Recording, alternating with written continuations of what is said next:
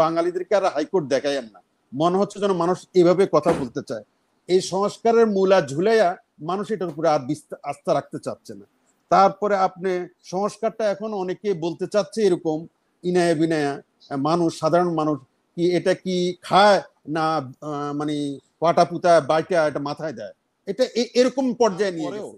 যতগুলো জরিপ এই পর্যন্ত হয়েছে দেশে এবং দেশের বাইরে, প্রত্যেকটা জরিপে লক্ষ্য করছি যে প্রায় 60%, 65%, 63% লোক নির্বাচন সম্পর্কে, ভোটাধিকার সম্পর্কে, কাকে ভোট দিবে এই সম্পর্কে উদাসীন, মানে তারা ঠিক করে নেই এখনো। এটা খুবই একটা বিপজ্জনক। মানুষের এগুলোর প্রতি খুব একটা আস্থা নাই। মানুষের আস্থা হচ্ছে যেই কারণে গণ অভ্যুত্থানটা হইল সেটার কোনো ধার কাছে কেউ নাই।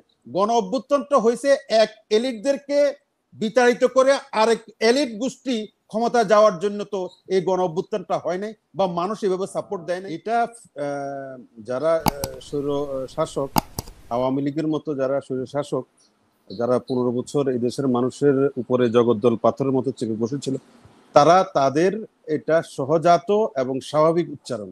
এরা শুধু আমাদেরকে নয়, বাংলাদেশের কোন শক্তিকে, আমাদেরকে তো অবশ্যই তারা গণতো না, এটা তো সত্য, তারা কখনোই আমাদেরকে গণতো না।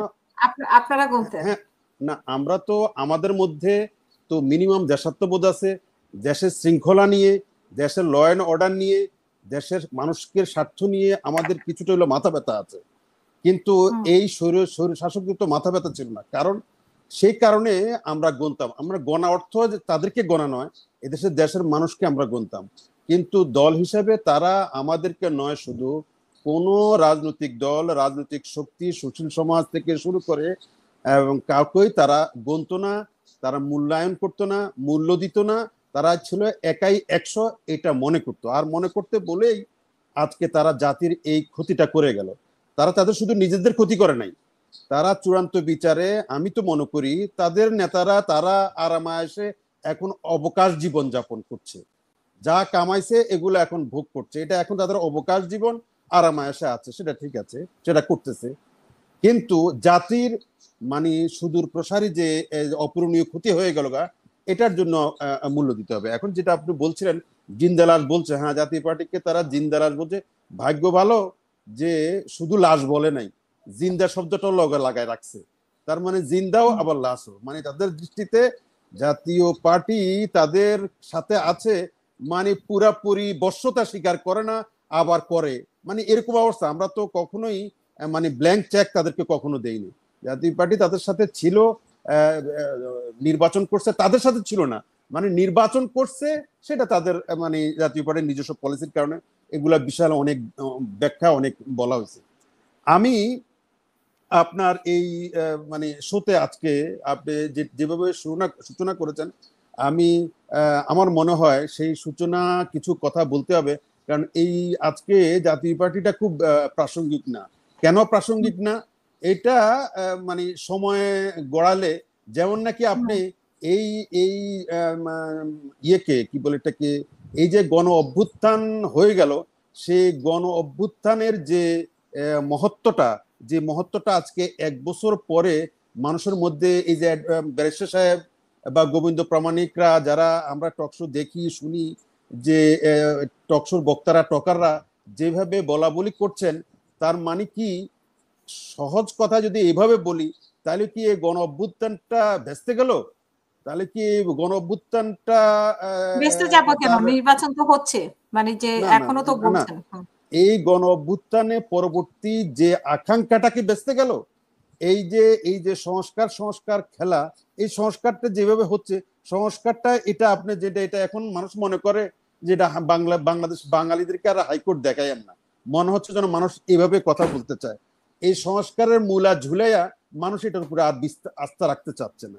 তারপরে আপনি সংস্কারটা এখন অনেকে বলতে চাচ্ছে এরকম ইনায়া বিনায়া, মানুষ সাধারণ মানুষ কি এটা কি খায় না মানে পাটা পুতা বাইটা এটা মাথায় দেয়, এটা এরকম পর্যায়ে নিয়ে গেছে এই অবস্থা। তারপরে আরেকটা কথা যেটা মানুষ বলা বলি করছে, এখন মানুষের মধ্যে কথা আছে যে রাষ্ট্র পরিচালনা করা, সংস্কার করা, এগুলো হ্যান্ডমওয়ালা লোকদের কাজ, এটা যেন তেন লোকের কাজ না, এটা যাদের হ্যাডম আছে তারাই পারবে। বারবার প্রমাণিত হচ্ছে, বিশেষ করে এই সরকার যে জিনিসটা সাধারণ মানুষের কাছে নিয়ে গেছে সেটা হচ্ছে যে সাধারণ মানুষের ভাগ্য পরিবর্তন করার জন্য এরা নয়, এরা পারবে না, এরা পথও দেখাইতে পারলো না। আমি আপনাকে একটা কথা বলি, আপনি মানে প্রসঙ্গটা খুব চমৎকার করে আনছেন যে এনসিপি জামাত শর্ত পূরণের হুঁশিয়ারি দিছে।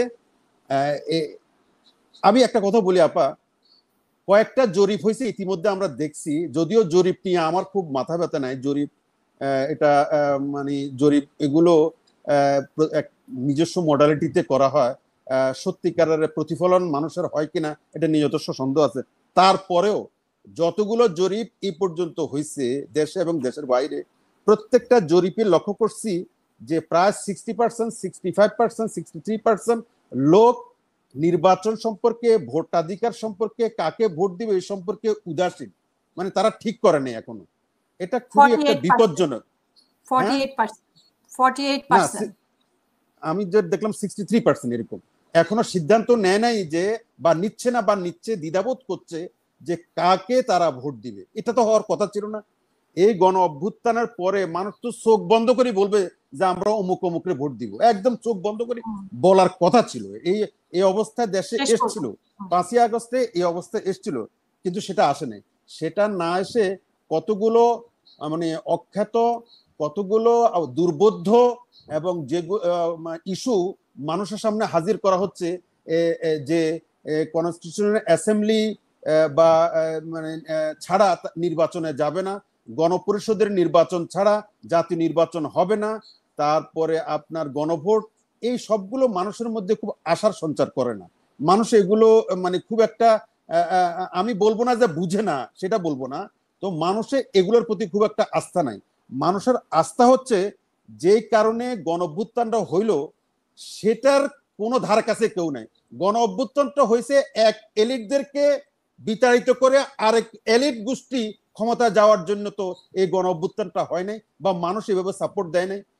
কেন এই ছাত্রদেরকে, না না না এটা শেষ করে দিচ্ছি, এই ছাত্রদের পিছনে ছাত্র জনতা, শ্রমিক, কৃষক, বুদ্ধিজীবী, মানে সর্বস্তরের মানুষ এদের পিছনে আসছে এই কারণেই যে এর পরে একটা দেশের ব্যবস্থার একটা খোল নলচে পাল্টা ফাটানোর একটা সুযোগ তৈরি হবে, এবং তারা এরপরে যে গভর্নমেন্টটা আসবে সে গভর্নমেন্ট এমন একটা রাস্তা দেখাবে, এমন একটা পথ দেখাবে, এমন একটা মডালিটি তৈরি করবে যেটার উপরে ভিত্তি করে আগামী দিনে যারা নির্বাচিত হয়ে আসবে তারা চলবে। সেটার কোনো লক্ষণ, সেটার কোনো দিশা, সেটার কোনো পথ এরা দেখাই দিতে পারে না। আর দিতে পারে না বলে মানুষের মোহ মুক্তি হয়েছে, মানুষের মধ্যে আশাভঙ্গ হয়েছে, এবং এই আশাভঙ্গের দায় আমি জানি না এই মানে এই সরকার কিভাবে নিবে। এখন তো তারা ছেড়ে দে মা কাঁদিবাচি এই অবস্থা, তারা এখান থেকে এখন চলে গেলে হয়, কিন্তু মানুষের ক্ষতি যা হওয়ার হয়ে গেছে। 111-এর মতো যেরকম 111-এ যেরকম, তাও সেই সরকার কিছুটা হইলো একটা মানে ইয়েদেরকে মানে দুষ্ট লোকদেরকে একটা ভীতি সঞ্চার করতে পারছে, তাদেরকে একটা হুঁশিয়ারি উচ্চারণ করতে পারছে, এই সরকার তাও পারেনি। ধন্যবাদ।